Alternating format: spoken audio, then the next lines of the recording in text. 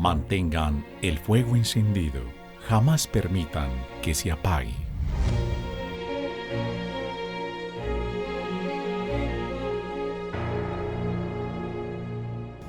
Bienvenidos a nuestro programa El Calor del Fuego, qué gusto saludarlos. Aquí estamos para acompañarlos en este nuevo día. Miren, si hay una cosa asombrosa del misterio de Dios, es esta, que Dios es pura comunicación. No sabe hacer otra cosa distinta. Lo bueno es que no es un Dios aislado, un Dios ausente. Dios no sabe otra cosa que darse. Entonces es pura comunicación. San Juan de la Cruz lo dice en unos términos muy bonitos.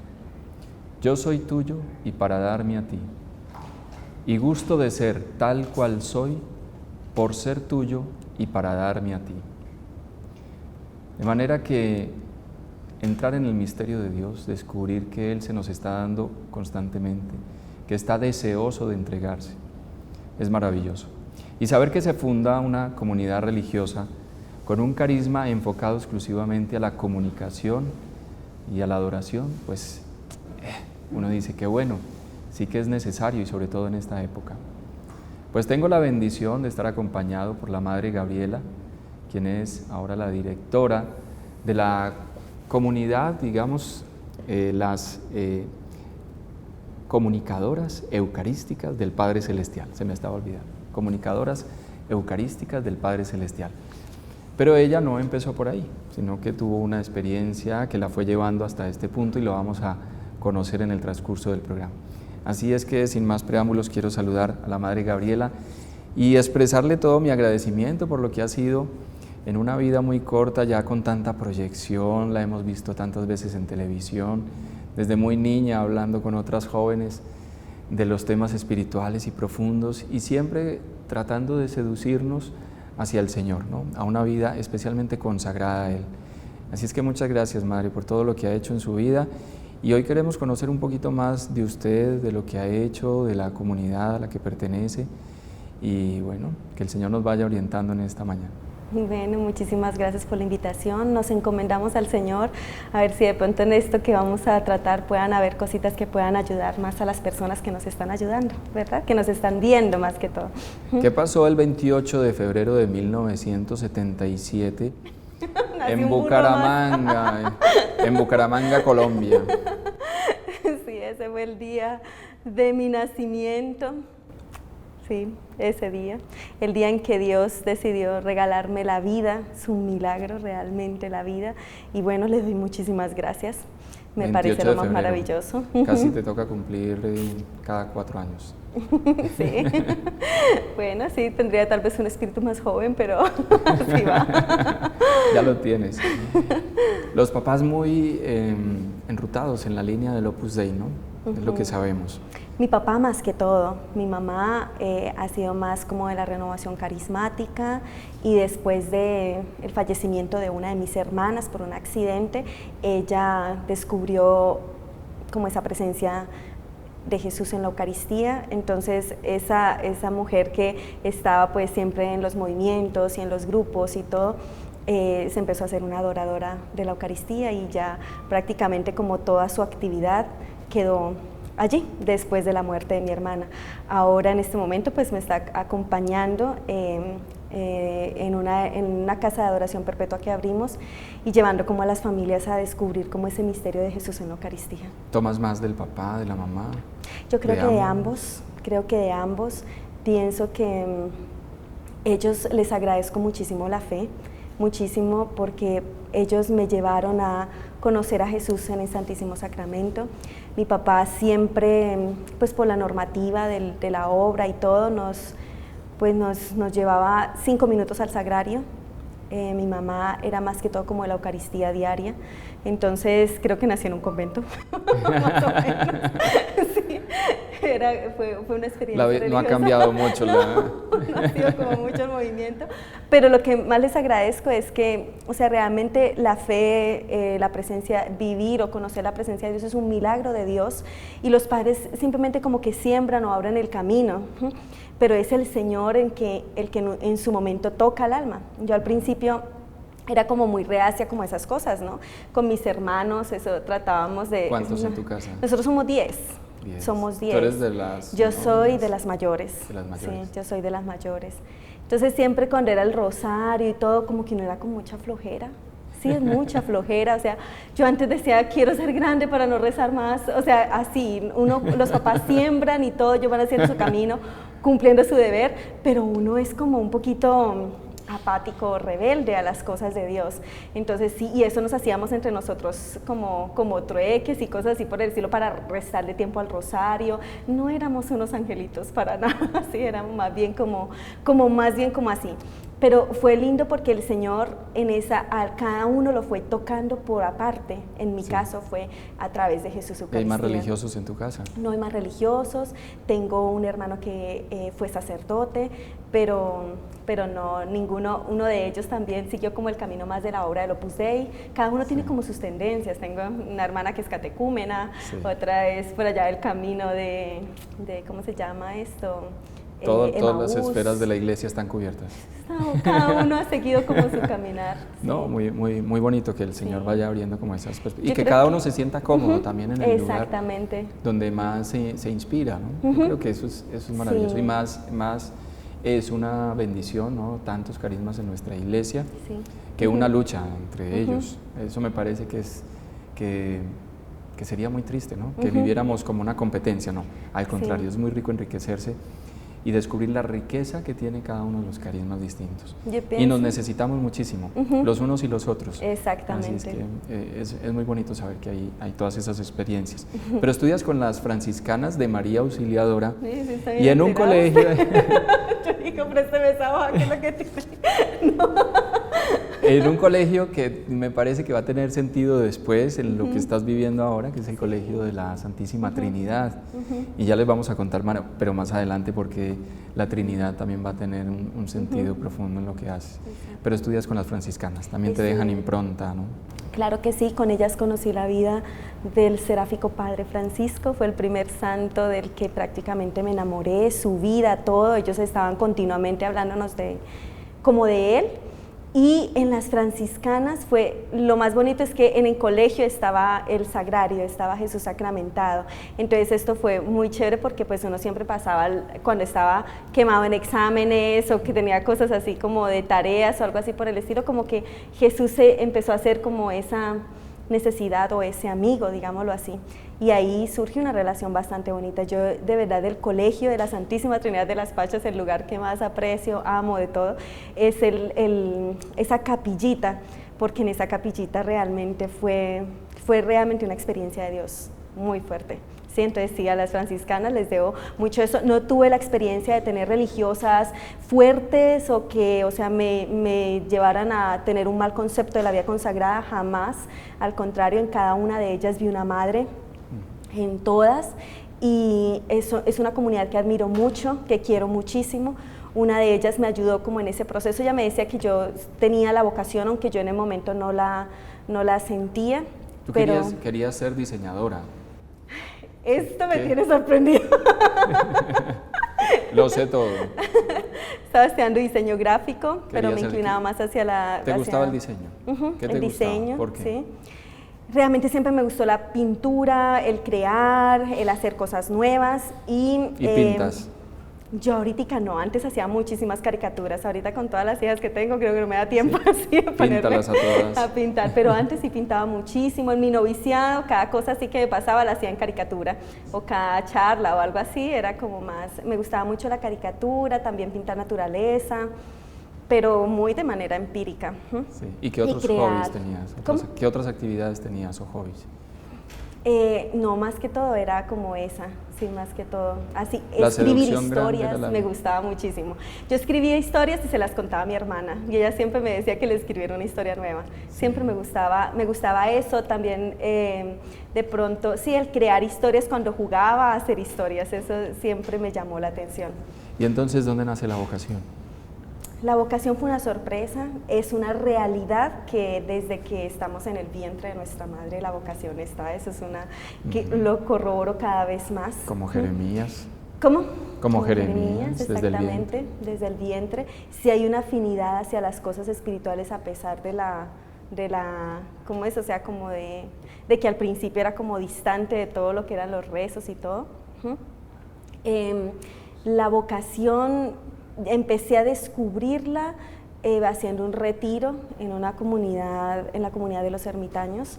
Yo estaba más enfocada hacia la vida matrimonial y pues, o sea, tenía todo como joven, como todo más así, no pensaba en la vida religiosa.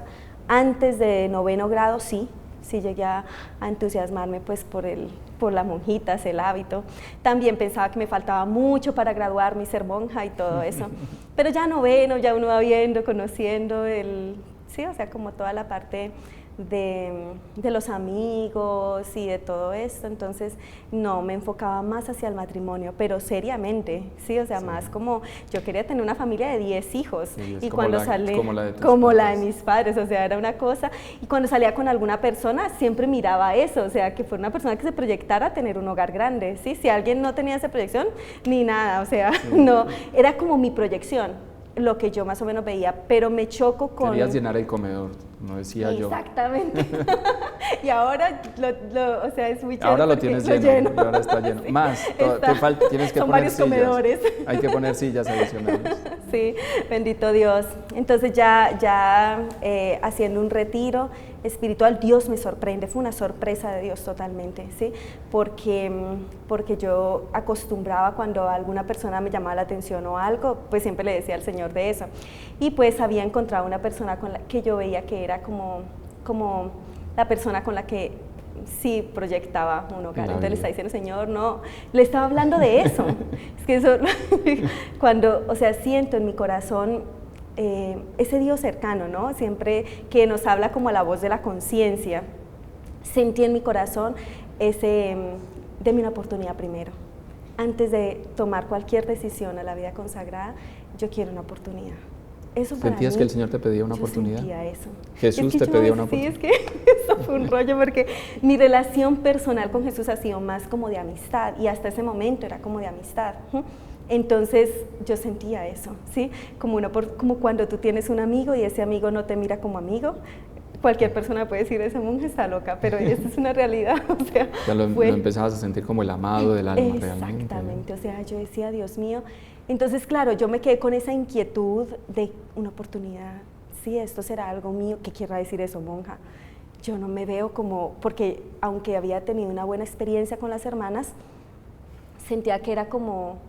de pronto tener, o sea, como llevar una estructura, yo no soy tan estructurada, ¿sí? Entonces, o sea, como regirme bajo una estructura o bajo algo así, no me veía, ¿sí? Entonces, de pronto fue como el shock primero y el hecho de que yo estaba en otro plan. Entonces, por eso hice un retiro en los ermitaños, porque yo dije, bueno, están los ermitaños. Ahí ya estaba el padre Antonio Lutens. Estaba ya el padre Antonio, eran famosos en Bucaramanga. El padre Antonio tenía una fama, o sea, muy grande, pues en el común de las personas, de que era muy buen confesor, de que tenía la gracia de poderle ayudar a uno a recordar pecados que no tenía muy claros en su mente y todo. Entonces, y era, o sea, la fama era eso, la fama era como de una comunidad muy austera, yo pues de verduras nada, ¿sí? Entonces yo decía, mira, esa comunidad, tenía unas amigas religiosas y les dije, a mí me gustaría hacer un retiro en un lugar de silencio donde nadie me diga que yo tengo vocación, ¿sí? Sino que sea silencio total. Quería buscar de verdad la voz de Dios. La otra cosa, pues ellos me propusieron los ermitaños y yo dije, bueno, pues allá ni comen, yo creo que Dios hablará muy claro. Era lo que yo pensaba, ¿no? Entonces, ellas me ayudaron, las hermanas que tenía de amigas, yo tenía en ese momento 20 años. Y haces entonces una experiencia. Hice el retiro con los ermitaños eucarísticos del Padre Celestial. Exactamente. Y en esa experiencia de ¿Es una rama masculina? Es una rama, ermitaños y ermitañas. Las ermitañas viven a un lado de la montaña, sí. Los ermitaños al otro lado de la montaña y en la mitad está como el centro de atención al público. Iba a decir el corredor. No. Y el centro de atención. Sí.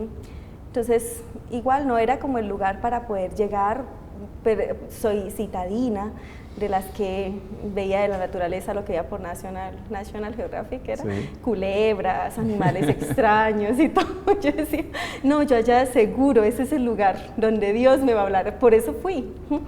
Y efectivamente cuando llegué, pues era una experiencia para mí como extrema, y más o menos alrededor de la mitad del retiro volví a sentir esa misma voz.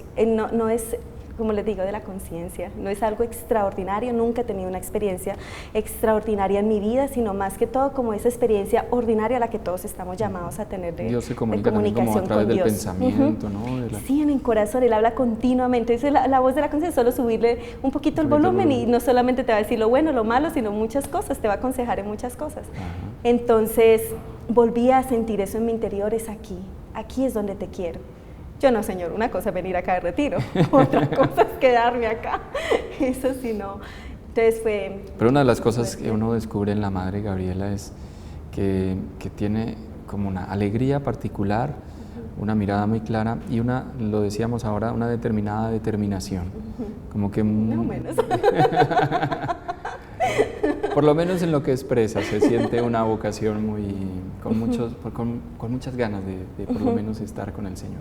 Me parece y eso es muy valioso, sobre todo en esta época, y para las jóvenes que te ven, supongo que eres un referente muy valioso en ese sentido. No quiere decir que no haya crisis, que no haya momentos en que se quiera tirar la toalla y decir en qué me metí. Sí. Creo que nos pasa a todos, pero en general uno descubre una mirada muy clara y una conciencia muy clara como de lo que el Señor ha trazado y que quieres entregarle tu vida a Él. Entonces empiezas en la comunidad de ermítica. Ahí empiezo yo a descubrir un Dios ya no como un amigo, sino como lo que dices, como el amado, como un aspecto para mí diferente de Dios. Él me fue conquistando. Yo no puedo decir realmente por mí misma, o sea, humanamente hablando, no me hubiera quedado, porque pues, o sea, como les digo, era más citadina, o sea, no veía como allí, tal vez una niña normal. Sí, no lo hubiera visto, pero él sí fue como enamorándome. Yo al principio, ese día que supe, o sea, que sentí que el Señor me quería allí, yo me fui de ahí y estuve como 2 meses fuera, pero empecé a sentir a Dios de una manera muy cercana, o sea, literal, como cuando tienes una persona muy rica que está, o sea, cortejándote, cada cosa que le pedía al Señor, o sea, en esa época, bueno, claro que siempre siento en mi corazón que el Señor, cuando digo en esa época, me dice, en esa época no solamente. Así es, así y ya está. El Señor siempre está ahí, pero en esa época era como una cosa muy sensible. Cada vez que hacía una oración, una petición o algo, era como sentir esa presencia, como de verdad, ¿sí? Entonces, para mí fue descubrir a Dios como esposo, ¿sí? O sea, es muy, muy grande esa palabra, y siento que lo que más admiro de María es que ella no se caracteriza como la esposa de Dios, sino como la esclava, ¿sí? Y cuando hablo de esa relación esponsal, más es la de Él hacia uno, ¿verdad? Que Él es como, pero digamos, voy con temor y temblor ante esa palabra un poquito. Pero si hay un ejercicio de seducción del Señor, de todas maneras, la llevaría al desierto, ¿no? Y hay muchas palabras que son, digamos, de casi que una experiencia de amor profundo con el Señor, que yo creo que tampoco necesita como mucha explicación. O sea, es una relación de muchas formas también, ¿no? Es una relación de padre e hijo, es una relación de hermanos, una relación de amigos, una relación de esposo. Todas son valiosas. Por eso yo creo que Dios llena tanto. Por eso yo creo que Dios llena tanto. Exacto, Nunca nadie en la existencia te va a llenar absolutamente. Uno tampoco podrá llenar absolutamente a nadie. Solo Dios te puede llenar, y yo creo que tiene esa dimensión de ser capaz de ser todo en uno. Exactamente. Entonces, y coger tu personalidad y quién eres y tu historia. O sea, Dios no te cambia. Yo creo que Juan Pablo II decía de verdad que uno en la Eucaristía puede llegar a ser auténtico, y realmente entre más estrecha las relaciones con Dios, mucha mayor autenticidad puede haber en una persona, porque Dios, o sea, como que saca lo mejor de ti, te hace confiar cada vez más en lo que Él ha hecho de ti. Uno de pronto tal vez tiende por inseguridad o todo como buscar otros modelos o algo así, pero al encontrarse con el Señor es como ser cada vez más auténtico, y eso da mucha tranquilidad y mucha paz en la vida, ¿verdad? Entonces, ¿te consagras en qué año? bueno, yo me ¿O a qué consagré en edad el también? 99. En el 99 me consagré como ermitaña, sin embargo, aunque agradezco mucho de la comunidad ermítica el haber podido entrar en esa intimidad con el Señor por el silencio y todo, siempre había un gusanito de algo, de un carisma diferente. Ya vamos para allá, pero ¿te consagras en esa comunidad siendo ermitaña? Siendo ermitaña me consagro en el 99. Eucarística del Padre Ajá. Celestial. Sí. Y ahí es donde cambias el nombre. Ahí es ¿O no? donde, ¿O desde antes? sí, antes. Desde El el padre ingreso, Antonio, el padre Antonio, yo creo cuando iba a entrar al noviciado, parte del aspirantado, pero el noviciado fue como más formalmente, él me escuchaba a veces hablando con las personas en la preparación de confesiones, y un día saliendo del confesionario me dijo, te vas a llamar Gabriela, porque es el nombre del anuncio, Dios te llamó a anunciar. Entonces, por eso es que me llamo Gabriela del Amor. Anuncio ¿Cómo te del llamabas amor. de bautizo? Adriana. Adriana, ¿qué? Adriana Delgado. Adriana Delgado. Y te cambias a Gabriela Del Amor. del Amor, pero Sí. no solo del amor, sino del amor crucificado. Crucificado. Cuéntanos por qué. Fue Ya más sabemos el Gabriela. Gabriela, ya más adelante, estando trabajando en televisión dentro de la comunidad, pues cometí una locura, digámoslo así, que era locura para los ermitaños, o sea, pues en el contexto en el que estábamos, y era pues, o sea, hicimos una producción y nos volamos todas las reglas, entonces el padre Antonio me mandó a llamar. Una y me producción dijo, de televisión. Una producción de televisión, era un piloto que estábamos haciendo. ¿Cuáles para reglas se jóvenes. violaron? No Los salir, horarios, el silencio, las comidas. No salir del convento. Aparte de todo, a donde salimos, las que estaban trabajando conmigo, pues no usaron el hábito, sino les mandamos a hacer uniformes porque eran niñas de colegio. Era o sea, realmente pues era como una...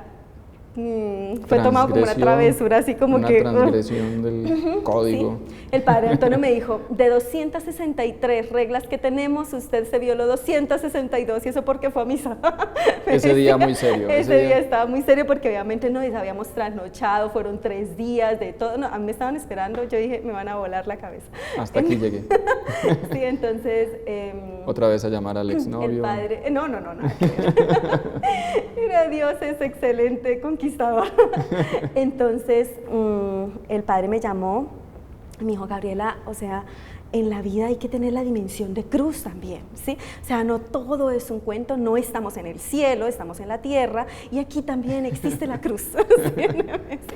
Tienes que tener en cuenta eso en tu vida. Entonces él me dijo, yo estoy pensando que tu nombre debe ser Gabriela del Amor Crucificado, para que siempre tengas presente que te casaste con un Cristo crucificado. Y me abrió el correo. Entonces, y la madre Gabriela en permanente fiesta. Sí, es que era como, entré muy joven a la comunidad, entonces claro. No tenía todavía como, claro, uno cuando está joven la vida es muy Disney, ya me volaste. Sí. Eso es muy bueno porque eso te ayuda a entender a tus nuevas hijas. Ay, ¿no? sí, eso es un las cuento, claro, totalmente. Cuando uno las ve llegando y todo, uno dice, ay, de verdad, o sea, es maravilloso y es muy hay rico. que dejar esa apertura también, sí. Para que se exprese la personalidad. Claro que sí, porque así es, o sea, la persona poco a poco se va a encontrar, ya cada uno se va encontrando con su momento de cruz, ¿sí? Cada uno, y Dios tiene el momento para cada uno. No creo que estemos llamados a hacer cruz para otros, aunque inevitablemente muchas veces lo somos, pero en la medida que lo podemos evitar, porque a veces estamos pensando, no, que la vida es esto, que no sé qué tal, y hacemos la vida como un poquito difícil. Sí. Entonces, cada uno se va a encontrar con la cruz tarde que temprano. Mientras tanto, como dejar que la persona pueda vivir ese momento como me haces recordar como un texto que dice, no ayunan mientras está el esposo con ellos, ajá, ¿cierto?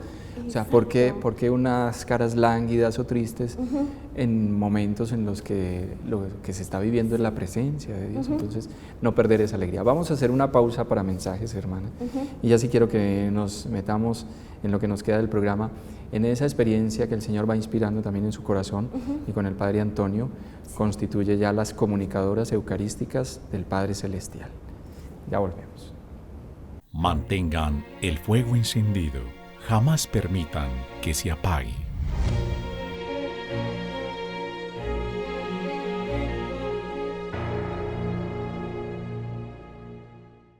Regresamos con ustedes, estamos con la Madre Gabriela, ermitaña, comunicadora, y digamos que una mujer que gracias a la inspiración del Señor y a través también del Padre Antonio Lutens, consigue hacer las comunicadoras eucarísticas del Padre Celestial, esa nueva dimensión, ese nuevo carisma que ella iba sintiendo ya en su corazón. ¿Cómo llega ese carisma? ¿Dónde se viene a inspirar? ¿Qué es lo que pasa con la Madre Gabriela?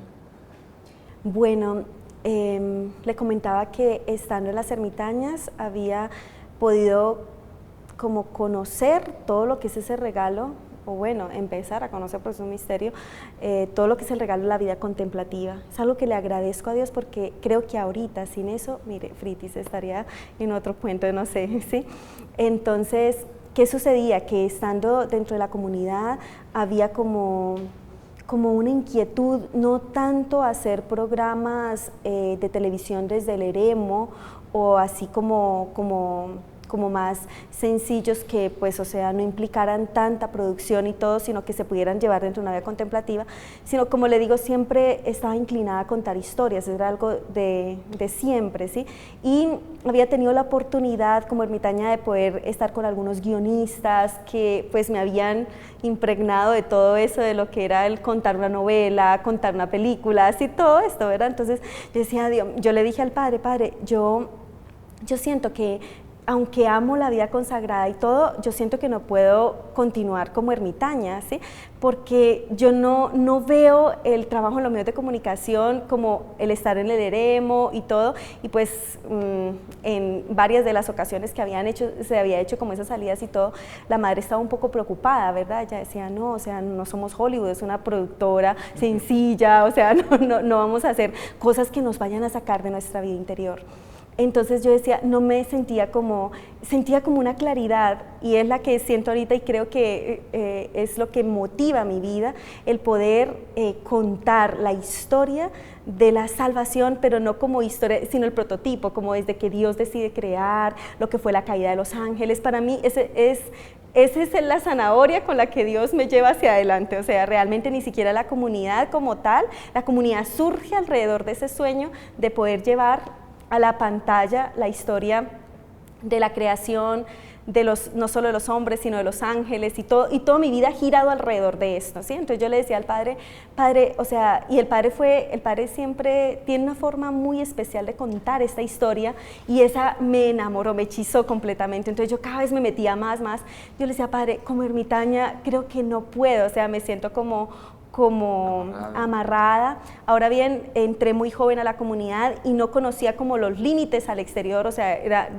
mi mentalidad era una persona soñadora que no conoce límites, ¿sí? Entonces era como que, no, o sea, tengo que meterme a estudiar más sobre guión, a mirar más cómo entrar como en este mundo del cine para poder contar esta historia, era más que todo eso. Entonces yo decía, no me veía más sino en eso, o sea, si fuera como laica consagrada, así fuera eso. Entonces el Padre me propone y me dice, hagamos una cosa, hagamos las oblatas, trabaja como ermitaña, pero entonces sé una oblata dentro de las ermitañas y así puedes tener toda la libertad para poder hacer eso que sueñas, que hay en tu corazón. La madre le pareció genial, íbamos a hacer el día que yo iba ya a dejar los votos, era un año que llevaba de votos, ya no iba a renovar, y iba a hacer oblata. Oblata significa Oblata era una persona que estaba al servicio de la comunidad, vivía la vida consagrada, pero no estaba ligada bajo los votos de pobreza, obediencia y castidad, ¿sí? O sea, como que, bueno, pues obviamente hay quienes no se casan para el reino de los cielos, no estaba buscando o sea, nada que fuera, sino tener todo el tiempo que necesitaba para formarme y trabajar más que todo como en esa historia de la salvación. Entonces, interviene una persona. Fue algo, eso sí fue extraño, providencial. Una persona que sintió acogerme como hija espiritual, él es Álvaro, se llama, un hombre casado, eucarístico, sintió en la Eucaristía que yo iba a tomar una decisión que no era la correcta. Y él pues se vino de Bogotá hasta la montaña, ya estábamos, yo tachaba los días en que ya iban a terminar los votos, yo decía, ¿no? Y todo cuando él llega. Y él siente en la oración, el Señor se lo revela en la misma montaña, le dice, Gabriela no va a renovar su consagración y ese no es mi deseo. Entonces, claro, cuando él nos dice al Padre Antonio y a mí eso, yo casi me muero, me enojé con Dios tan conchuda. Yo dije, no, Dios, ¿cómo me vas a hacer esto? O sea, yo me enojé con el Señor, yo le dije, no me puedes obligar, Señor. O sea, ¿cuántas cruces faltaban? Ya faltaban como, yo creo que ya faltaba un mes, ya faltaba un mes para la renovación. Entonces él me dijo algo que me impresionó mucho, me dijo, yo sé que tú no quieres, pero voy a orar más asiduamente en el sagrario y voy a hacer la penitencia que tenga que hacer para que tú puedas asumir abrazar la voluntad de Dios. Él no sabía que yo tenía esa idea, pero yo con Dios estaba, o sea, no me hable, o sea, yo, ¿cómo me va a hacer esto?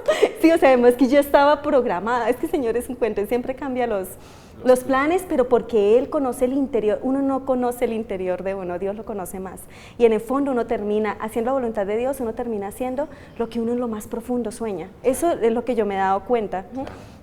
Entonces, claro, llegó el tiempo de mi renovación, pero acercándome a la renovación, entré en un periodo de consuelos espirituales. O sea, y eso fue algo que, mejor dicho, Dios es tremendo.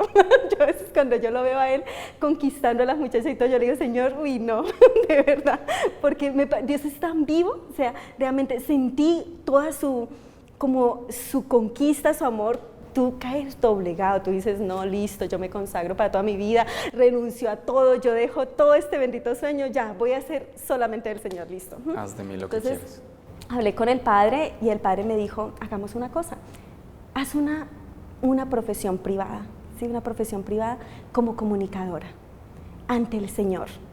Y hacemos la profesión normal de todo, pero tú ante el Señor, dile, Señor, mi vida será como comunicadora. Así sea ermitaña, será una ermitaña comunicadora. Eso fue algo una apertura del Padre Antonio muy grande, ¿sí? Y fue lindísimo ese día de esa consagración. Eso realmente fue un pedacito de cielo. Sí, yo estaba, mejor dicho, ese consuelo me duró como 2 años. Fue un consuelote grandísimo. ¿Y las comunicadoras nacen entonces? De ahí, porque ya 2 años después volví a sentir esa inspiración de que el Señor quería una comunidad dedicada a medios de comunicación. Se lo dije al Padre, ¿sí? O sea, no es como les digo, nunca he tenido nada extraordinario, fue dentro una inspiración en la oración. Para mí no comprendía porque estamos hablando de una niña soñadora, inmadura, que no ve límites y, o sea, en ningún momento me iba a comprometer yo con una comunidad, ni sabía que era tampoco el estar en una comunidad ni nada porque nunca había estado en un cargo de dirección o algo así por el estilo, no conocía como esa responsabilidad de eso. Yo le dije, Padre, sentí esto en la oración, que el Señor quería una comunidad dedicada a evangelizar a través de los medios de comunicación y entonces el Padre me dijo, Gabriela, eso es una nueva fundación. Yo le dije, pues sí, porque no es algo dentro de los ermitaños, le contaba a él, pero yo se lo puse totalmente. El Padre me dijo, tenemos que orarlo, porque yo personalmente de momento no veo que sea, o sea, por ahí, ¿verdad? Entonces el Padre tomó como 1 año en discernimiento y al año el Padre lo volvió a sentir y me dijo, Gabriela, eso que pasó hace 1 año es de Dios, pero entonces vamos a hacer una cosa, vamos a intentarlo y la señal que le vamos a pedir a Dios es, 1, que ustedes tengan una independencia económica total de los ermitaños y 2, que hayan vocaciones netamente de medios de comunicación, o sea, vamos a tener que hacer una independencia total de la vida ermítica. Y el Padre habló con la madre le pareció bien, y dijo, de todas maneras hay otras ramas y me parece que cada rama podría ser un instituto totalmente independiente. ¿El carisma entonces es cuál? El de sí, nosotros de las como comunicadoras es comunicar, somos contemplativas y comunicadoras que evangelizamos a través de los medios de comunicación y lo hacemos sumergidas en ese misterio de la Eucaristía. Eso es más o menos, eso es el carisma realmente. ¿Conservan de los ermitaños la oración en la mañana la y en la noche? La oración en la mañana, en la noche y todo lo que, yo siento que los ermitaños o lo que Dios hizo a través del Padre Antonio es como el tronco de un árbol y ese tronco está en toda una espiritualidad eucarística, ¿sí? El ser altares, el ser tabernáculos y el ser hostias. Esto caracteriza a los institutos que surgieron de la montaña, tanto los peregrinos como las guadalupanas, como las ermitañas, nosotras. Es la espiritualidad como que nos marca a todos y el Padre, o sea, pues él en esa parte fue la vida como de todo, como esa espiritualidad. Lo que se bebe en oración en la mañana y en la noche se anuncia en el día desde los tejados. Exactamente. Conservamos el silencio de la mañana. el silencio de la noche, obviamente adecuado a los momentos en que estamos en producción y nos agarra por lo menos días completos, pero siempre el silencio de la madrugada, un inspirar, el silencio de la noche, expirar, como Señor, ya, claro que el apostolado es el expirar, obviamente, pero es como ese desahogarse con el Señor de lo que ha pasado en el día, sí. Realmente yo creo que el Señor es el que está en ese plan, Él es el primer comunicador, la comunicación es desde siempre, no es algo de nuestros tiempos es más que todo lo que son toda esta parte de equipos y la parte técnica, la comunicación es lo que siempre está. Él es pura comunicación. Sí, exactamente, sí, entonces siempre, y o sea, ¿por qué de pronto tal vez en los medios de comunicación, que es más o menos lo que uno logra intuir de lo que el Señor quería, porque el carisma, recordemos que es algo del espíritu, o sea, uno aquí simplemente es un espectador en primera fila, un instrumento, un títere, sí, o sea, uno a veces se siente tan, uno dice definitivamente, Dios lo usa uno, pero es Él. Entonces, por ejemplo, digamos, esto de los medios, el Papa Juan Pablo II lo fue aterrizando súper bien en su época, porque recordemos que el Papa se destacó por la parte de los medios, ¿verdad? Entonces, sus charlas, sus cartas a los artistas, todo lo que él hablaba a los comunicadores sociales y todo, nosotros los meditábamos como ermitañas en esa rama de comunicaciones continuamente. Y entonces, claro, surge, no, esto Dios lo quiere. Es más, el Papa en una carta, creo que es en 99, no recuerdo si es la carta a los artistas, o no sé si fue la que hizo en el 2005, una de esas dos, están bien sea 99, 2004, 2005, es que no la recuerdo bien. Él decía, cómo quisiera que hubieran en la iglesia personas que se dedicaran a trabajar en los medios de comunicación y llevar el mensaje del evangelio, pero dentro de la iglesia, ¿verdad? Entonces uno decía, o sea, eso era como Dios era como encendiendo el espíritu a través de esas palabras del Papa. Por eso él para nosotros es nuestro patrono principal prácticamente, porque fue como el empujonazo que nos dio. Él decía, nunca nuestros antepasados pudieron pensar en una audiencia más grande, sí, como la que nos pueden dar los medios de comunicación. Una vez estaba en Barcelona y un sacerdote me dijo, madre, mire esto, mire mi capilla, me mostró la iglesia, grandísima, y me dijo, aquí si se llena, vienen por ahí más o menos que unas 1500 por ahí personas y todo. Si a mi micrófono le alcanza a estas personas, pero ustedes de allá han llegado a los rincones, se ha llegado hasta por estos lados, es una cosa impresionante, ¿sí? Entonces es el Señor el que se vale de estos medios, no solamente con nosotras, a través de, ya ahorita yo creo que todas las comunidades deben estar metidas en esto. Tienen que ser comunicadores. Sí, claro que sí, o sea, esto no es en sí, es una invitación para todos. Digamos, yo creo que nosotros es más que todo como ese comunicar a través de esa espiritualidad y ese carisma que hemos recibido, y el poder de pronto, el llegar, es que ahorita estamos en la siembra, ¿sí? O sea, no estamos en el momento, no en el momento de la cosecha como tal, no, aunque hablábamos ahorita de esa cosecha de las vocaciones y todo, pero es una siembra, porque las hermanas que están en este momento, en la comunidad y todo, es ese encuentro personal con el Señor, es ese compromiso de lo que es la evangelización. Estamos haciendo, sí, los videos, hacemos como toda esa parte musical y todo, pero la proyección hacia donde vamos es desde una experiencia del Señor poder contar historias a través de, porque yo creo que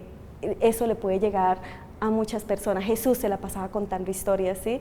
Un hombre tenía 2 hijos y el menor le dice a su padre, no sé qué, entonces yo, por donde yo más, como veo... que contaba historias Jesús con imágenes, porque exactamente, uno casi que puede ponerse en el lugar cuando contaba una parábola, ¿no? Lo hacía con imágenes y con descripciones y casi que lo ponía uno ahí en la escena. Y eso es lo que hacen ustedes en el carisma que tienen, que es una vocación con vocación.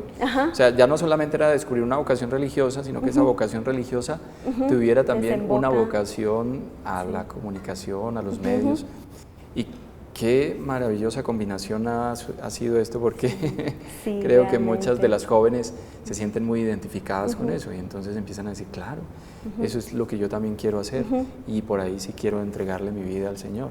Sí, entonces sí. Empiezas a recibir una bendición muy grande y la comunidad empieza a ser muy floreciente. Exacto. Sí, a florecer. La primera vocación, que fue eso es lo que le pedimos al Señor. Cuando nosotros iniciamos, eran 12 ermitañas en ese momento. Yo estaba en la parte de atrás, las observé a todas cuando tomaron su hábito y todo eso. Yo decía, mi Dios, ¿de dónde vamos a sacar para darle de comer a 12 personas? Son demasiadas. Yo decía, porque ya era la independencia, o sea, todo. Y para mí eso era una cosa, tal vez no un reto humano, eso era como un reto divino, porque yo decía, ¿de dónde como? Llamarías a tu papá y le preguntabas, papá, ¿cómo le diste de comer a 10? Sí, ellos que eran, y eso, o sea, muy curioso porque mi mamá y mi papá tenían una vida de oración en los momentos más fuertes de la familia, era más como de estar en ayuno, en oración, y el Señor hacía prodigios. Para nosotros la primera vez que nos llegó una donación habíamos iniciado, y yo creo que fue ese mismo fin de semana, llegó un señor que él iba caminando y se encontró una billetera y dijo, quiero que se la lleve a las monjitas que están allá a ese lado. Él sintió eso, entonces él llegó y dijo, hermanas, o sea, yo sentí en mi corazón que el Señor quería que esta billetera se la diera a ustedes. Y entonces, claro, nosotros abrimos la billetera, tenía $1.000.000. Yo decía, pero Dios, primero buscaron el nombre a ver si estaba el dueño ahí. No, pues que no había nada, la billetera estaba así, solo la billetera con $1.000.000, una billetera súper sencilla, como en cosas de, ¿cómo se llama? Como de níquel, o sea, sencilla, como de muy natural, muy cosida a mano. No tenía nada, solo tenía $1.000.000. Sí, eso fue para nosotros, celebramos la primera cuchara, celebramos la primera plancha, celebramos todo. Y de las primeras vocaciones que llegó fue una joven que le dijo, ella es productora de televisión, de cine y televisión, y ella le dijo, de guatemalteca, ella le dijo al Señor, Señor, no, yo siento el llamado a la vida consagrada, pero yo la verdad, no, yo no sería capaz de renunciar a todo esto de los medios de comunicación y todo, trabajar para ti, lo que quieras, pero no, entregarme no. Tendría que existir una comunidad dedicada a los medios de comunicación para que yo te diga que sí. Como no existe, entonces yo no voy a consagrarme. Era lo que ella pensaba. Y nos invitaron a una charla a Guatemala, y entonces, claro, en esa pregunta de qué hace la comunidad y todo, cuando les empecé a contar que era ella, pues estábamos iniciando, no se le bajaban las lágrimas y decía, no puede ser, existe. Y está con ustedes. Sí, claro, está con nosotros, es de las primeras hermanas que entró a la comunidad, y así fueron entrando otra comunicadora, y así, o sea, otra que trabajaba en un canal, otra en un noticiero, entonces para dijo, no, definitivamente hasta nuestra editora del canal Televid. Ay, sí. Está ya hasta ahí. de Televid salió damnificado. Ya tenemos nuestro aporte, más bien. Sí, más bien. Sí. Se nos va acabando el tiempo y habría tantas cosas interesantes para conversar, los proyectos musicales que tienen las jóvenes. El tema de la alimentación siempre me queda pendiente, quiero conversarlo porque sé que es muy importante en la comunidad y que el padre Antonio Lutens les hace mucho énfasis en esto. Pero no puedo dejar de preguntar lo siguiente porque sé que es una situación real de la Iglesia como para terminarlo. Y es, se ve una disminución de las vocaciones religiosas, masculinas y femeninas, tal vez más en la rama femenina. Sin embargo, ustedes viven la experiencia contraria, un aumento y un florecimiento. ¿Qué crees que es lo que pasa en el mundo, la tecnología, estamos distraídos?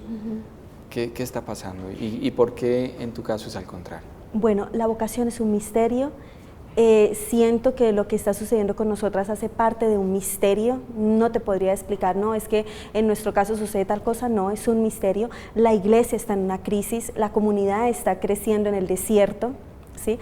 Porque es una, o sea, es como la crisis, yo creo que viene porque o sea, no hay familias que estén comprometidas a de verdad formar a los hijos y enseñarles el camino del cielo. Y esto no quiere decir sacar religiosas y monjes, sino siempre una familia comprometida. El Señor va bendiciendo con las vocaciones. Entonces ahorita de pronto tal vez esto de los medios y todo, andamos como, hemos dejado a Dios como de un lado, ¿sí? Y al dejarlo a Él como de un lado, pues o sea, a los jóvenes poco les llama la atención las cosas de Dios, ¿sí? Ahora bien, yo pienso que lo que humanamente nosotros podemos hacer ante la crisis, porque no dejamos de estar dentro de un misterio, lo que humanamente podemos hacer es recordar que el llamado de Dios primeramente es a estar con Él, Y lo que más una joven busca, más que venir a coger una cámara, más que venir a hablar a través de los medios o hacer una obra de teatro, lo que sea, que la pueda hacer perfectamente en el mundo, lo que más busca es poderse compenetrar con el Señor, poder encontrar a Jesús. Eso es lo que más, o sea, lo que pasa de pronto muchas veces en la comunidad es que llegan a veces las jóvenes y cuando tienen ese encuentro de retiro, de estar a solas con Jesús, Eucaristía, de todo, es Él el que seduce, es Él el que hace. Uno a veces puede llegar a decir, no, mire, le mostramos este apostolado, nosotros trabajamos con los pobres, trabajamos con los niños, pero realmente hoy el joven está buscando una experiencia más profunda, y no solamente el joven, en todas las épocas está buscando una experiencia profunda. Los apóstoles porque dejaron las redes, porque lo vieron y fue como ese hombre que te vende esos sueños más allá de lo que ellos podían imaginar. Ellos estaban ilusionadísimos. Jesús es el único que ilusiona. Entonces creo que, o sea, en lo que humanamente podemos hacer, ¿sí? Como comunidades, como todo, es brindar al joven una experiencia profunda de Dios, ¿sí? Una experiencia. 2, no tener miedo a la vida como ascética, porque el joven es de retos, ¿sí?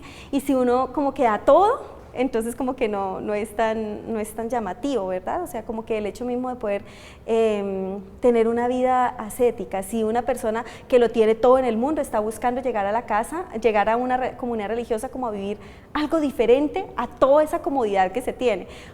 Lo digo porque a veces escucho a las hermanas hablando, no solamente porque, o sea, digámoslo así, o sea, yo las he escuchado a ellas, hay hermanas que dicen, es increíble, nosotros vamos a nuestra casa y pues llegamos allá a nuestra comodidad, digamos que no nos toca hacer muchas cosas y todo, y uno extraña la comunidad. Hace poco estaban unas novicias hablando de eso con algunas profesas y todo, y había una joven que estaba en el postulantado y ella escuchaba todas, pero ella es sarcástica y ella ya iba para la casa, entonces ella estaba escuchando y decía, no me van a decir ustedes que están extrañando venir a lavar loza, a limpiar pisos, a no sé qué, no, ese cuento no me lo creo. ¿Sí? O sea, de verdad, ella se fue para la casa y nos encontramos y me dijo, madre, es increíble, es verdad.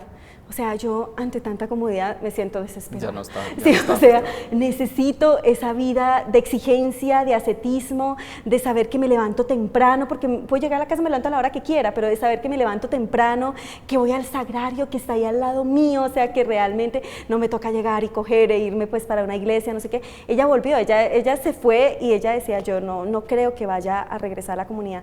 Pero cuando me dijo, yo me sorprendí cuando me dijo que volvía, me dijo realmente es que me hacía falta, no lo pude explicar, o sea, entonces es como eso, no tener como ese miedo a esa vida ascética porque esa vida ascética por Cristo, ¿no? O sea, de entregar poco a poco. O sea, el Papa decía, Juan Pablo II, cuando le decía a los jóvenes, decía, no tengan miedo a ser mártires por el Señor. O sea, el tema martirio, pues no es el martirio de, pues algunos en esta época sí, muchos, o sea, sí ha llamado a ese martirio rojo, pero tener en cuenta como ese martirio blanco, ¿sí? Y tal vez en las antiguas tratar de vivir ese martirio blanco, no como, o sea, como todos tenemos que pasar la cruz, eso es una cosa crucificada, ¿no?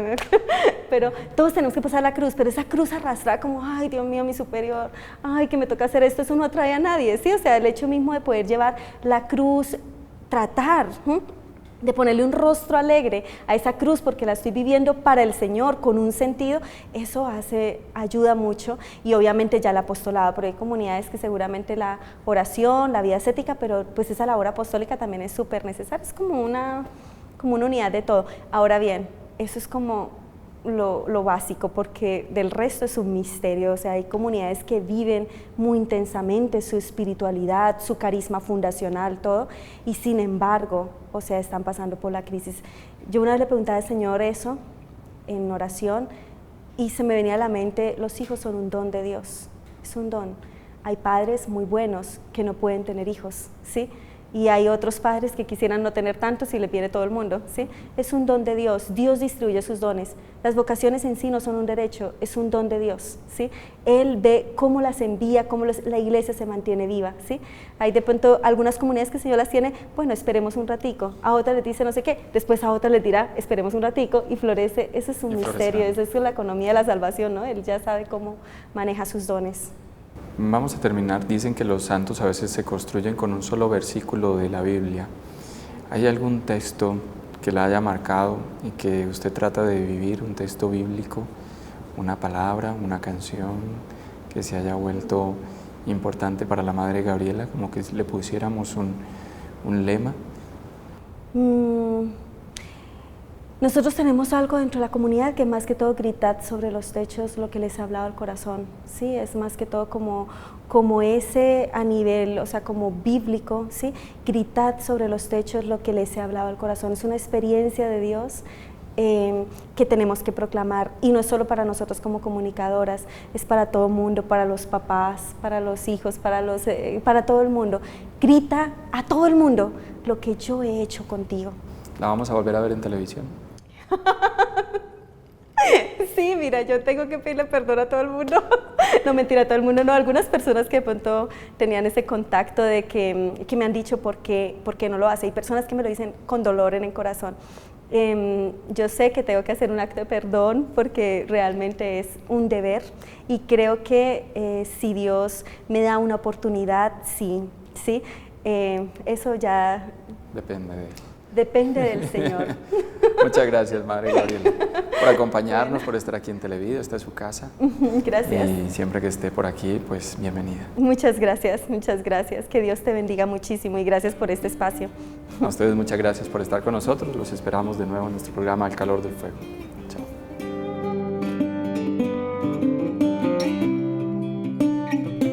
Mantengan el fuego encendido. Jamás permitan que se apague.